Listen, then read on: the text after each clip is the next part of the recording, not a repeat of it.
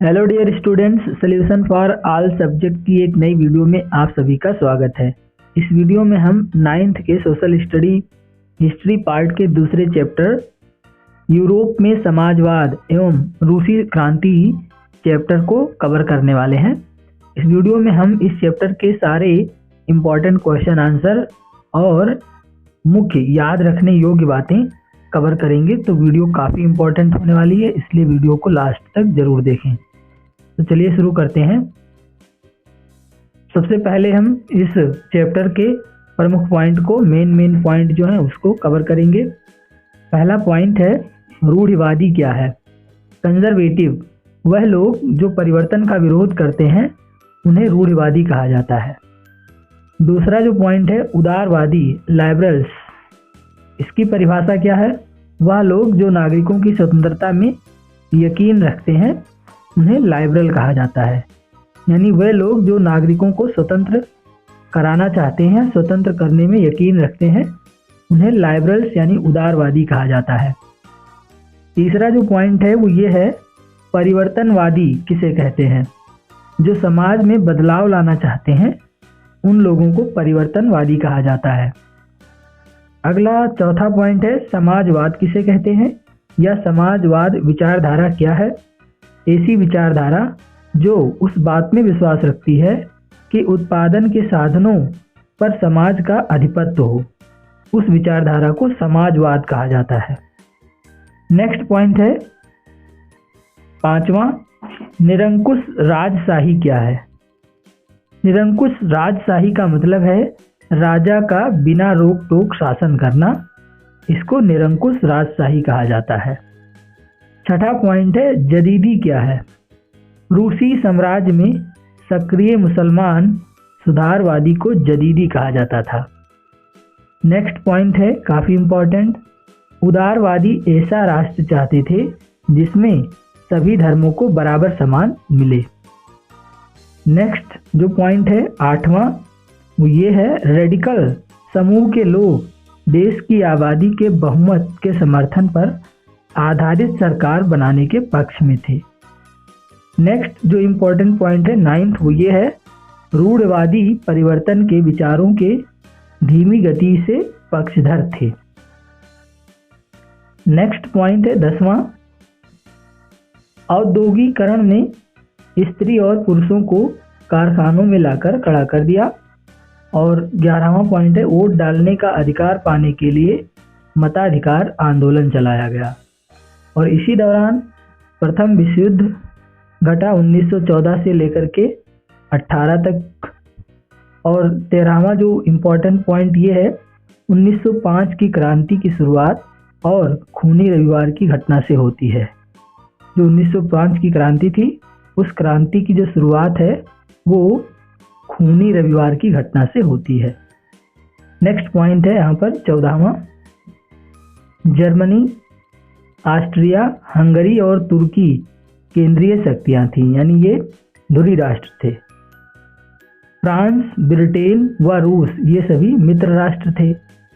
रविवार 25 फरवरी 1917 को सरकार ने ड्यूमा को बर्खास्त कर दिया था। काफ़ी इम्पोर्टेंट पॉइंट है ये। 17वां पॉइंट है लेनिन ने 3 मांगों को अप्रैल थीसिस के नाम से जाना जाता है। 18वां मेन पॉइंट यहाँ पर ये है जार ने 2 मार्च 1917 को गद्दी छोड़ दी थी। नेक्स्ट पॉइंट है 19वां, अक्टूबर 1917 की क्रांति बोल्शेविक व अंतरिम सरकार में टकराव हो गया था। और अक्टूबर क्रांति के पश्चात रूस में गृह युद्ध छिड़ गया था। 21वां पॉइंट है स्टालिन ने सामूहिकीकरण का सिद्धांत प्रतिपादित किया था और रूसी क्रांति के पश्चात संपूर्ण विश्व में समाजवाद तेजी से फैला था। 23वां और काफ़ी इम्पोर्टेंट पॉइंट ये है 20वीं सदी के अंत तक समाजवादी देश के रूप में अंतर्राष्ट्रीय स्तर पर सोवियत प्रतिष्ठा में कमी आई, परंतु आज भी वहाँ समाजवाद के सिद्धांतों का सम्मान होता है। अब हम कुछ महत्वपूर्ण तिथियों को डिस्कस करेंगे। पहली जो तिथि है, और ये तिथियां 1550 से लेकर के 1880 के बीच की हैं।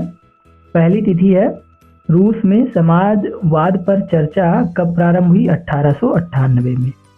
दूसरी प्रमुख तिथि है, Russian social democratic workers party की स्थापना कब हुई थी?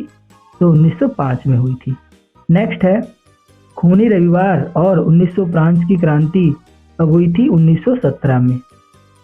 नेक्स्ट पॉइंट है यहाँ पर, जार। जार का मतलब यहाँ पर राजा ने कब त्यागपत्र दिया था? तो 2 मार्च को त्यागपत्र दिया था।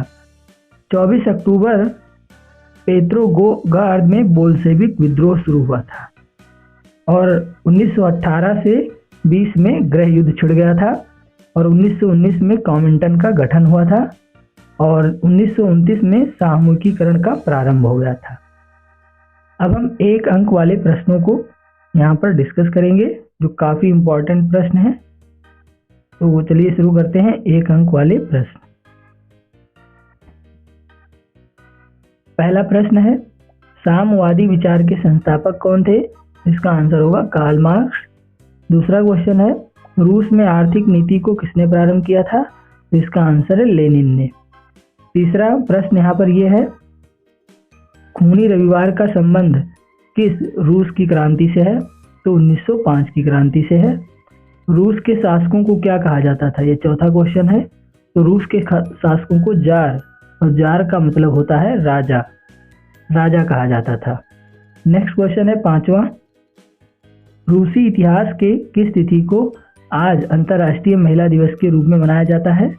तो वो तिथि है 22 फरवरी। छठा प्रश्न है, 1917 की रूस की क्रांति का आरंभ किस शहर से हुआ था? तो पेट्रोग्राद शहर से हुआ था। 7वां प्रश्न है यहाँ पर, रूस की संसद का नाम क्या था? तो रूस की संसद का नाम है ड्यूमा। नेक्स्ट 8वां और काफ़ी इंपॉर्टेंट क्वेश्चन है, मेनसेविक और बोल्शेविक के नेता कौन थे? तो केरेंस्की और लेनिन। केरेंस्की थे मेनसेविक के और लेनिन थे बोल्शेविक के नेता। नेक्स्ट क्वेश्चन है 9वां, रूस के जार निकोलस सेकंड ने त्यागपत्र कब दिया? 2 मार्च 1917 को। 10वां प्रश्न है, कुलक कौन थे? तो रूस में संपन्न किसानों को कुलक कहा जाता था।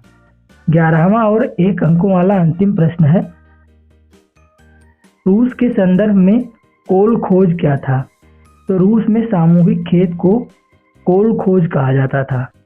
नेक्स्ट वीडियो में हम 3 तथा 5 अंकों वाले प्रश्नों को डिस्कस करेंगे।